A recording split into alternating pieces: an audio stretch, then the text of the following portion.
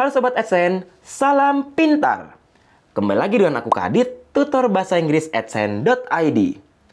Pada video kali ini kita akan membahas soal-soal TKA bahasa Inggris tingkat lanjut. Nah, tunggu apa lagi? Langsung aja kita bahas soalnya. Let's go!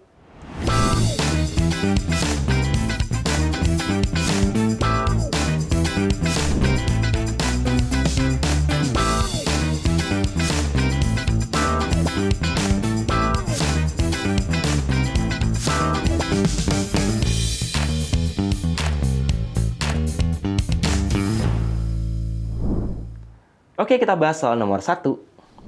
Soal nomor 1 untuk bahasa Inggris tingkat lanjut ini mengenai masih reading ya. Ada tentang AI di sini ya. AI increasingly used in various areas of life, including workplace. Oke. Semua tentang AI ya. Supporters present three main points. Ini yang mendukung AI. AI second, first efficiency and productivity. Second, better decision making. Kemudian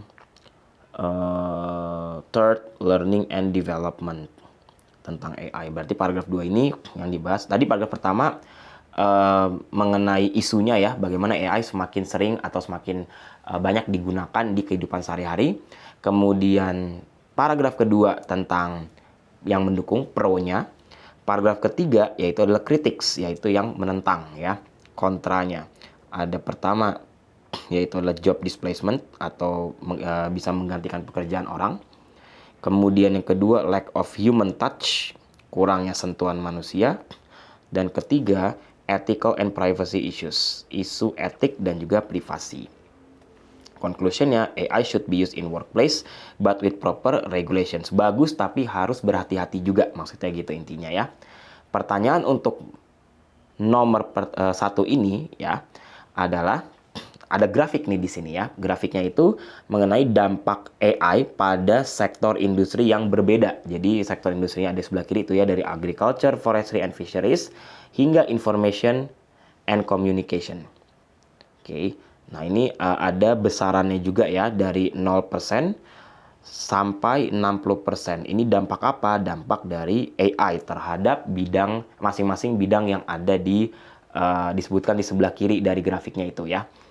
Oke, based on the information given, which industry sectors are heavily impacted by AI? Industri mana yang paling terpengaruh oleh AI ini? Klik yes or no option for each statement. Yang pertama adalah information and communication. Information and communication ada di paling bawah ini ya, di mana dampaknya ini paling tinggi yaitu di hampir 60%. Artinya untuk information and communication dampaknya ini dari AI sangat-sangat besar ya. Jadi sudah pasti ini yes. Oke. Yang kedua, financial and insurance activities, yaitu ada di atasnya information and communication. Artinya ini kedua yang terdampak ya. Kedua yang terdampak lebih dari 50%, ini sekitar mungkin 55% ya. Jadi sudah jelas ini yes juga. Nah, sisanya yang terakhir agriculture and forestry and fisheries ada di paling pertama, di mana ini yang dampak dari AI-nya paling kecil. Artinya di sini tidak terlalu terpengaruh ya, tidak heavily impacted, maka jelas harusnya ini adalah no. Nah, seperti itu jawabannya. Lanjut soal nomor 2. Pertanyaan nomor 2 masih dengan tentang AI tadi ya. Ingat tadi yang AI untuk paragraf pertamanya tadi yang dibahas adalah mengenai definisi ya. Dan juga isunya ya, yang semakin banyak digunakan di berbagai aspek kehidupan manusia, termasuk di tempat kerja. Paragraf kedua yang dibahas adalah mengenai dukungan ya, dukungan untuk si AI ini, berarti pro-nya. Tadi ada efficiency and productivity, ada juga better decision making, lalu juga ada learning and development. Ini yang positif semua tentang AI. Paragraf ketiga tentang kritiknya, berarti yang negatifnya, kontra ya, lawannya dari yang paragraf kedua. Berarti pertama ada job displacement, menggantikan pekerjaan orang ya.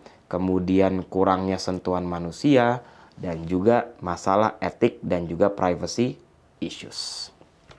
Oke. Di paragraf keempat ini adalah kesimpulannya bahwa AI seharusnya digunakan bisa di workplace tapi dengan proper regulations, dengan aturan yang sesuai, aturan yang benar. Jangan sampai ini menjadi sesuatu yang justru mengancam atau justru menjadi sesuatu yang buruk ya. Pertanyaannya adalah, paragraph 2 mainly discuss AI as. Oke, ini sangat mudah ya. Tadi sudah kita bahas di paragraf kedua mengenai keuntungannya, benefitnya. Berarti hal-hal yang positif mengenai AI, tinggal kita cari aja di antara pilihan A, B, C, D, jawaban manakah yang menandakan kata-katanya itu ya positif. Oke. Apakah A, tool to enhance workplace productivity and employee growth? Ini kata-katanya positif ya, meningkatkan produktivitas di tempat kerja dan perkembangan karyawan. Kita bandingkan dengan jawaban yang lain. Yang B, cause job losses and emotional stress. Ini pernyataannya negatif. Yang C, a system that replaces human leaders in decision making. Menggantikan, justru ini negatif juga. Yang D, machine incapable of human empathy and connection. Ini sisi negatifnya juga dari AI. Justrunya tadinya ada tadi ada di paragraf yang ketiga, bukan di yang kedua ya. Kemudian yang E, the threat to employee privacy and data security. Ini juga negatifnya. Berarti yang plus, yang mendukung pro-nya ya, itu hanya jawaban yang A. Itu dia. Oke, sekarang soal nomor 3. Masih dengan yang tentang AI, pertanyaannya adalah, according to the text, as a student who will soon join the workforce, yang akan bergabung dengan angkatan tenaga kerja ya, what should you do to compete with AI? Apa yang harusnya kamu lakukan untuk berkompetisi atau bersaing dengan AI? Ada lebih dari satu jawaban benar, jadi dipilih yang manakah yang benar tersebut.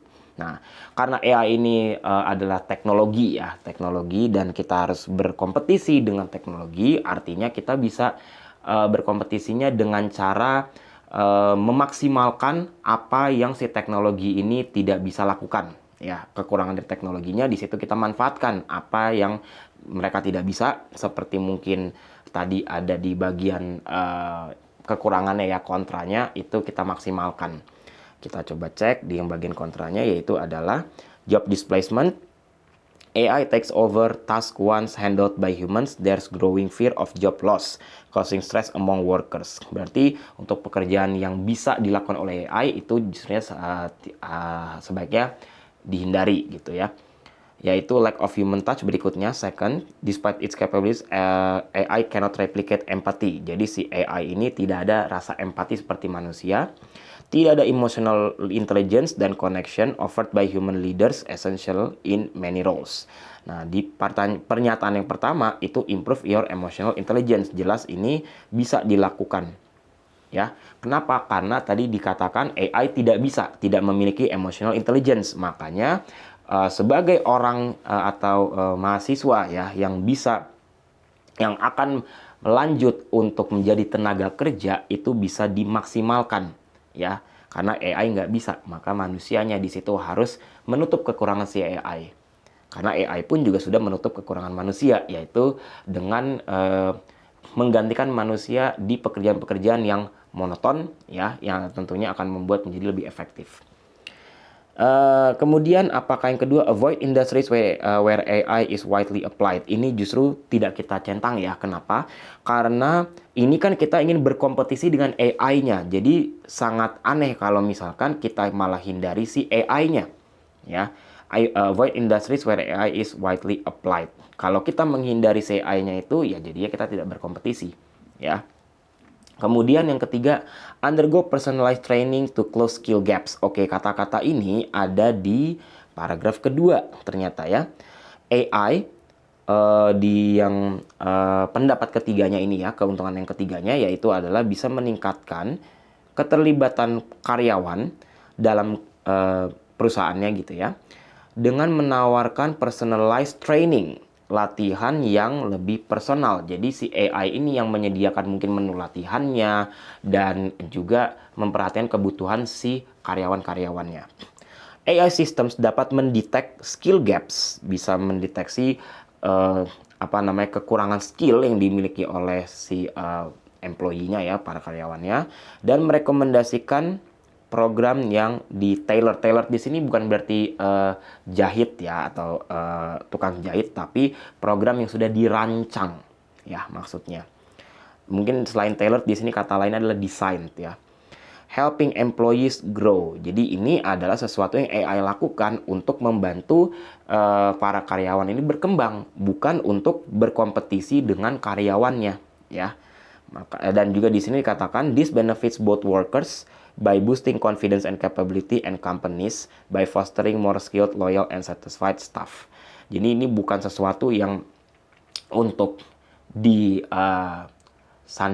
untuk menjadi sesuatu yang dirivalkan atau dikompetisikan dengan AI ya, tapi AI membantu karyawan justru. Maka jawaban yang pernyataan yang ketiga ini, undergoes personal training to close skill gaps, ini tidak kita centang juga. Kemudian yang switch to jobs with minimal technology involvement, nah ini berarti menghindari AI juga kan, maka tidak kita centang juga ya. Karena kan gimana caranya di sini agar kita bisa berkompetisi dengan AI-nya, karena AI sudah ada di hampir semua, bahkan mungkin sudah di semua ya, sudah di semua bidang pekerjaan ya. Kemudian yang kelima, focus on tasks that require creativity and complex thinking. Nah, ini untuk creativity dan complex thinking itu apakah tadi ada di atas ini ya?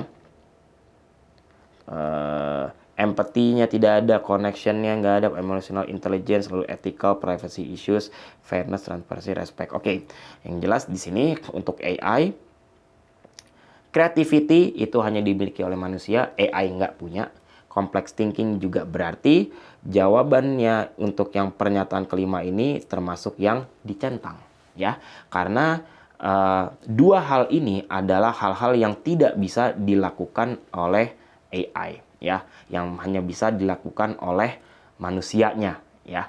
Itulah cara-cara bagaimana menurut teksnya tadi ya, untuk agar si anaknya tadi yang mau masuk dunia kerja bisa bersaing dengan AI. Itu dia jawabannya. Lanjut soal nomor 4. Oke, ini teks baru lagi ya mengenai cashless ya di sini ya, cashless generation.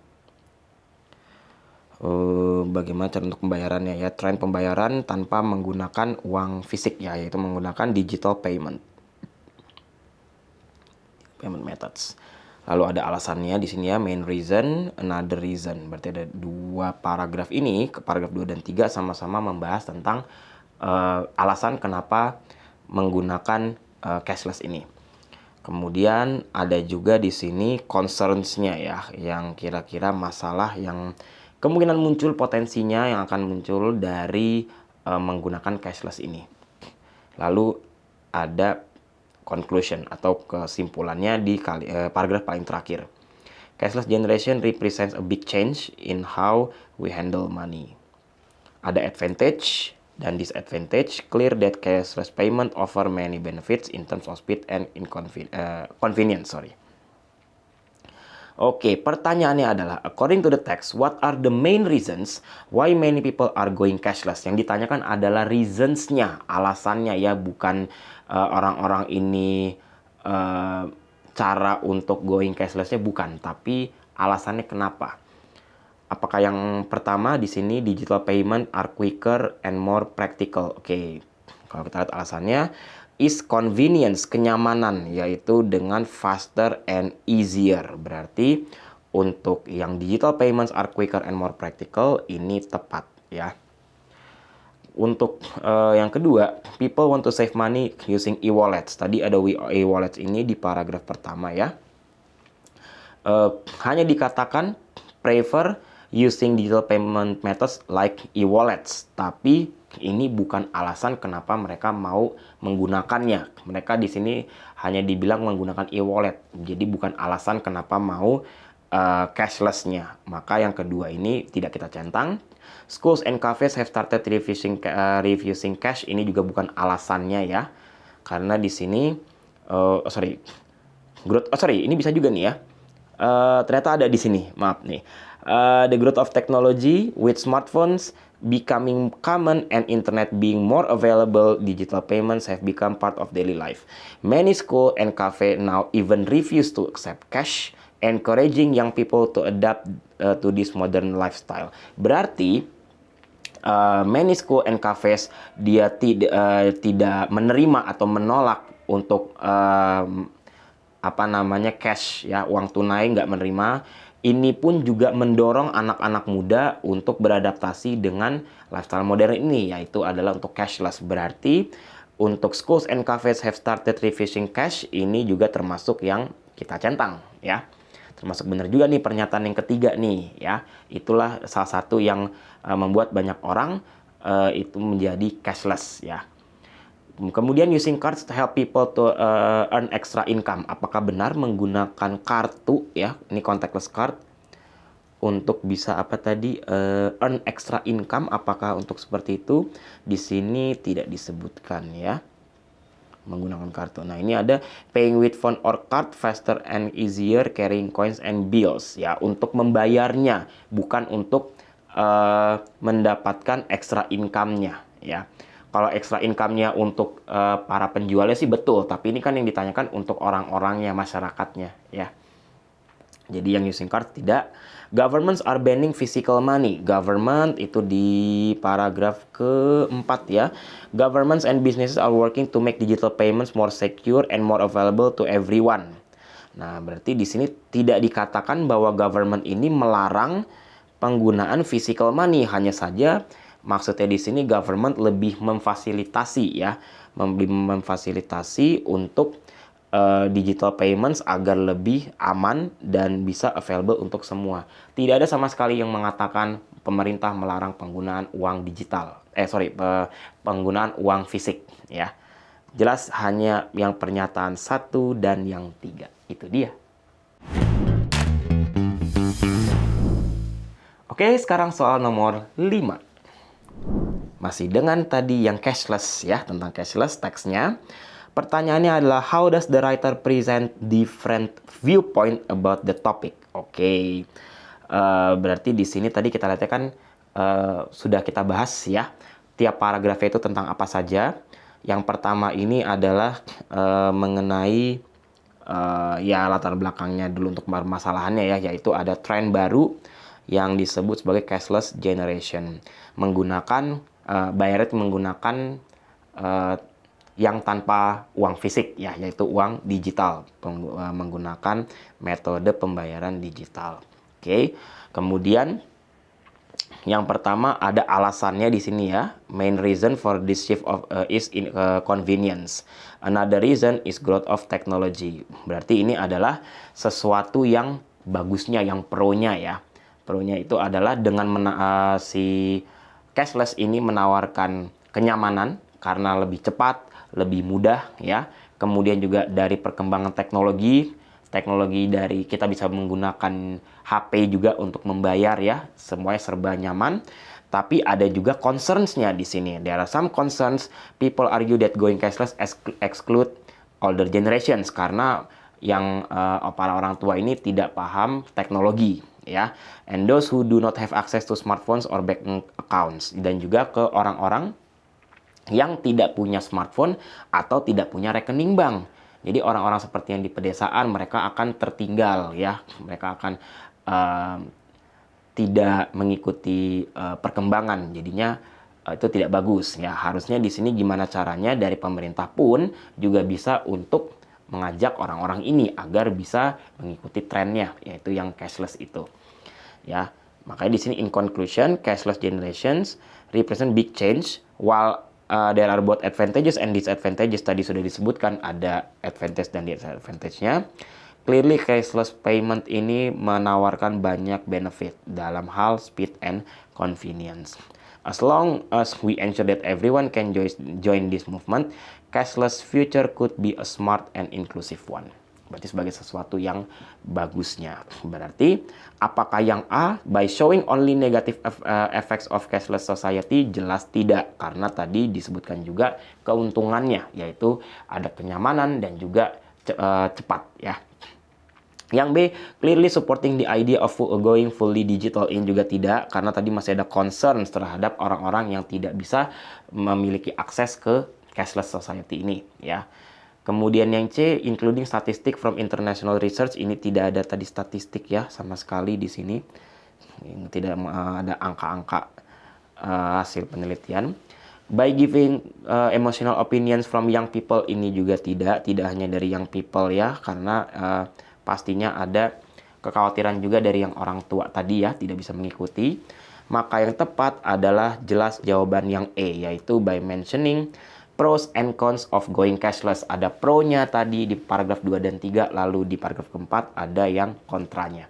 Dan terakhir conclusion-nya. Itu dia jawabannya.